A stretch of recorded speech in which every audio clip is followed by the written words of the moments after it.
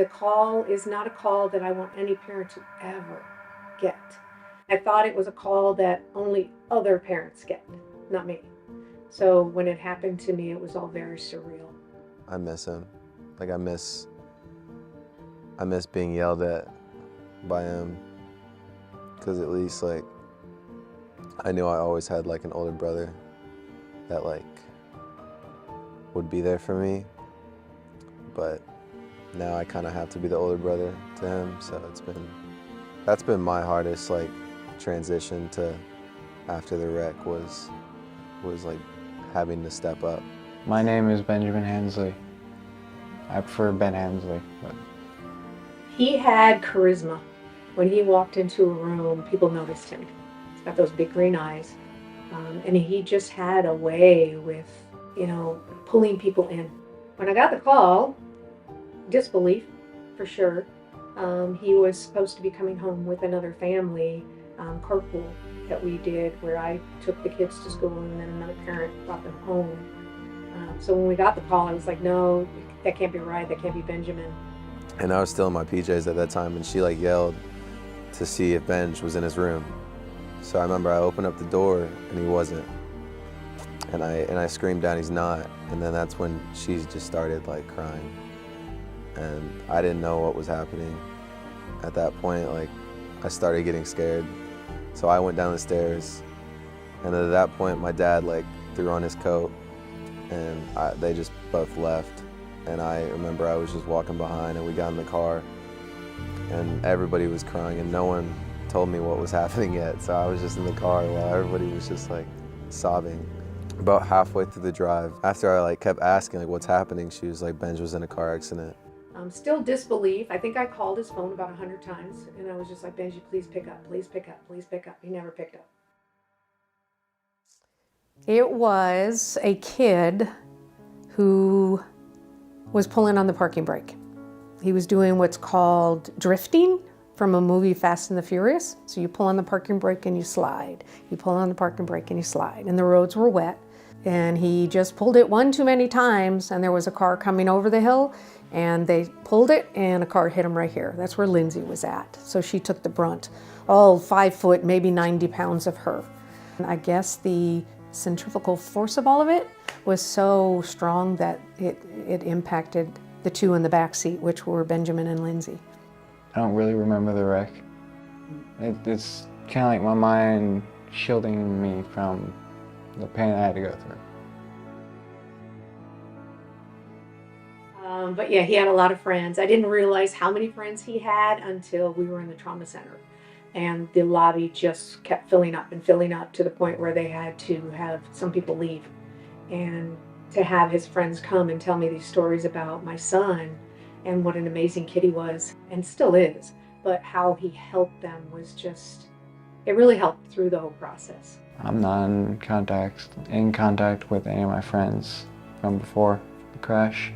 So they kind of, fell off to the wayside. I miss his friends a lot. I think what ended up happening was they didn't know how to communicate with him anymore once he got home. He was very childlike, and still in some ways he still is. And I actually asked one of them, why don't you come by anymore? Why don't you see him anymore? And the response was, I just don't know how to communicate with him. I don't know how to talk to him anymore. He's not Ben anymore. We try to do things with other TBI families that Shepherd offers occasionally throughout the year. And then that way he has connections with other individuals that intellectually are at the same level as he is. His brother just really annoyed him, which I think little brothers just do that. He would want to follow his brother everywhere. He would want to be just like Benjamin. Sam absolutely adores his brother and still does, but even more so when he was small. He just thought Benjamin was, the coolest kid in the world. I kind of just had like a hate for the world after that, just because like, that was like, it just kind of broke me that this could like actually happen. And I remember blaming everyone for what happened. Not like my mom or anything like that, just blaming the driver, blaming God at that point, and just like asking why this happened to us out of everyone. Yeah, it's just about 2 years after the accident, my depression got really bad. And also my mom and dad got divorced about halfway through high school, so that it all kind of just like hit me, because I didn't want to talk about my brother, and I kind of just like kept it in, which now thinking about it I shouldn't have, because it just like, it all just got like buried deeper, and then it all just like kind of came out. So my depression really got bad around junior year. So that's when I started treating my mom even worse, and just, I fell into substance abuse at that point. There was a moment I realized Benj wasn't gonna be the same. I would have really bad panic attacks when thinking about it. I always have that in the back of my mind, that I'm about to go to college and he doesn't get at college, or he doesn't get to drive, or he doesn't ever get to get a job, ever get to, I mean, I hope he gets a wife, but I don't know if he ever will. I don't know if he'll ever be able to raise a family. And it all kind of like hit me that one day, and I just started having a panic attack and breaking down, and I remember I couldn't breathe. I remember going downstairs and crying to my mom and just breaking down, just because he was still the best brother I could have ever asked for. When I lost him, I didn't really realize how good of a brother he was. And people don't realize that, yeah, he survived, but he's not the same person that he got in that car. I mean, they're completely two different people, two different personalities. And people, like, I get asked that at school all the time, like, why are you sad your brother's alive? I've gotten asked that so many times, and it's the thing that he's not. My brother didn't die that day, but my brother's like personality and the same traits that he had before did pass away in that accident. And that's what a brain injury can do to you. It can change who you are. It was about a year that grieving process started. You're grieving because now of the new normal, you've gotten through everything, this is maybe as good as it gets, but you're also grieving the loss of the child or the loved one that you had. Because when they come home, no matter the severity of the brain injury, they're never the same. That ambiguous loss has to be mourned. The individual that you brought home is not going to be the same. My son is not the same. And I had to really go through that ambiguous loss process. That he was still here, but he was different.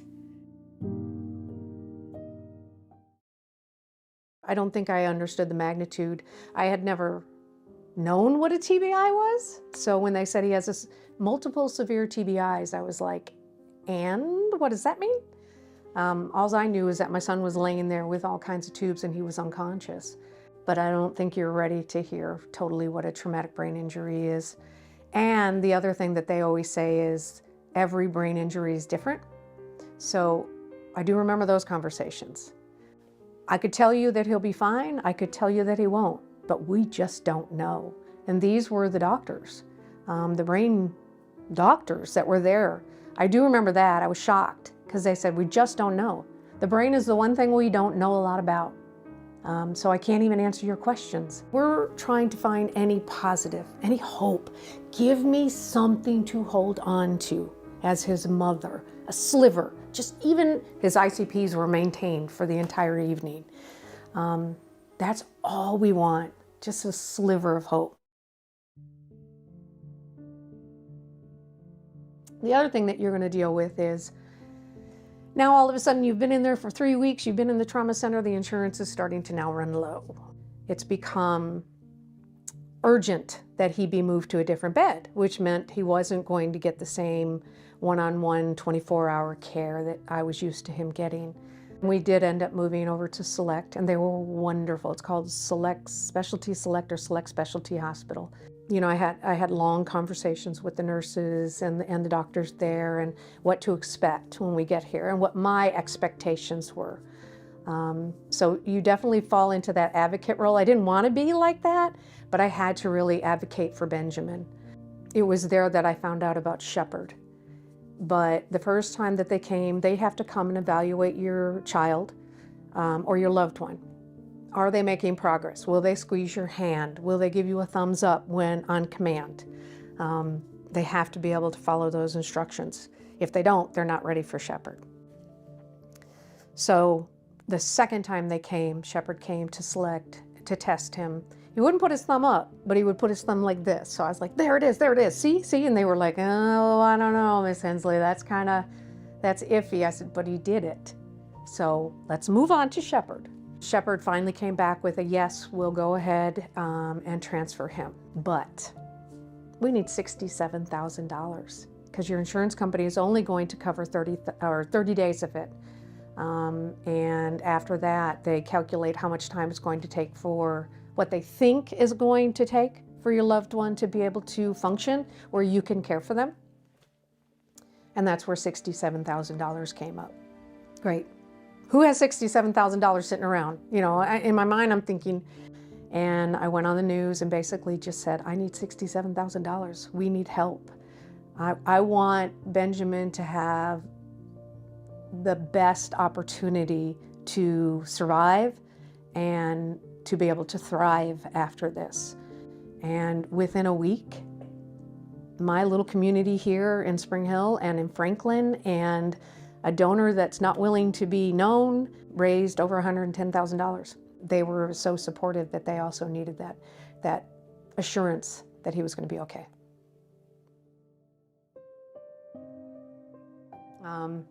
So he gets up. Some days he has good days, some days bad days. He has to take his medication because he does suffer now from seizures. Medication is a big part of his day because the seizures, he's had one major grand mal, but the seizures are probably the most difficult when you are a TBI survivor. They are random and you don't know when they're going to come. He loves that phone. He's watching videos, you'll hear him laugh a lot. He watches funny videos. Anything funny he will gravitate towards, comedians. He also loves to watch like medical stuff, you know, to understand his brain injury more. Videos, movies, not really flashcards or reading because Lord knows I can't read anymore or much anymore. I remember better from watching versus reading. He plays a lot of video games for that hand-eye coordination. You can really get a lot of therapy out of games. So a lot of the games you might think are too terrifying for people when they come back are actually really helpful. Listens to a lot of music to decompress. He does love his music. I'm often saying, turn it down. And he spends a lot of time with G, his service dog or his therapy dog. Yeah, I have some animals here, which are my best friends, because once again, they won't talk about you or, you know, say anything behind your back about you.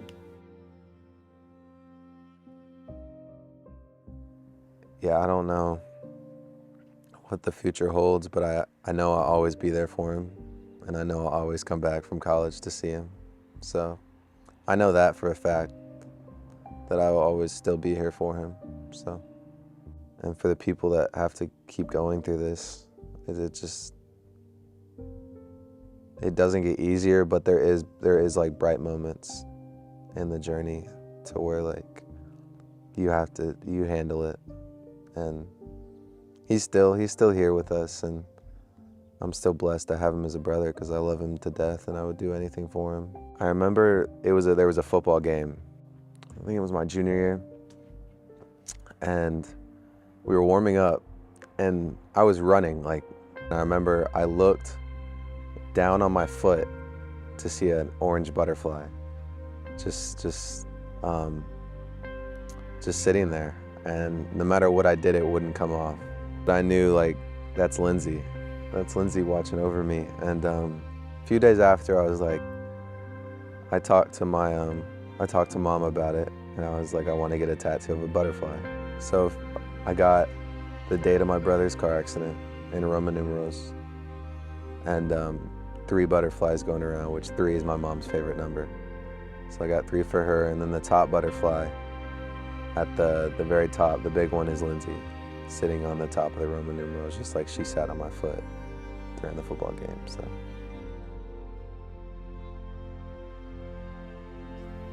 I realized when I need to take some time for myself.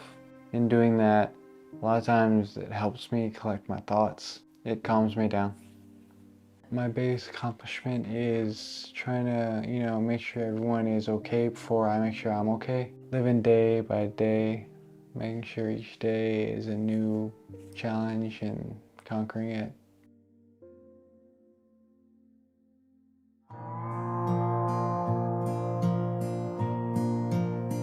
I know you're in there. I'm gonna keep reaching. I might be weary, but I'm not leaving. I see it on your face, I see it in your eyes. In the deep, deep darkness is a burning light.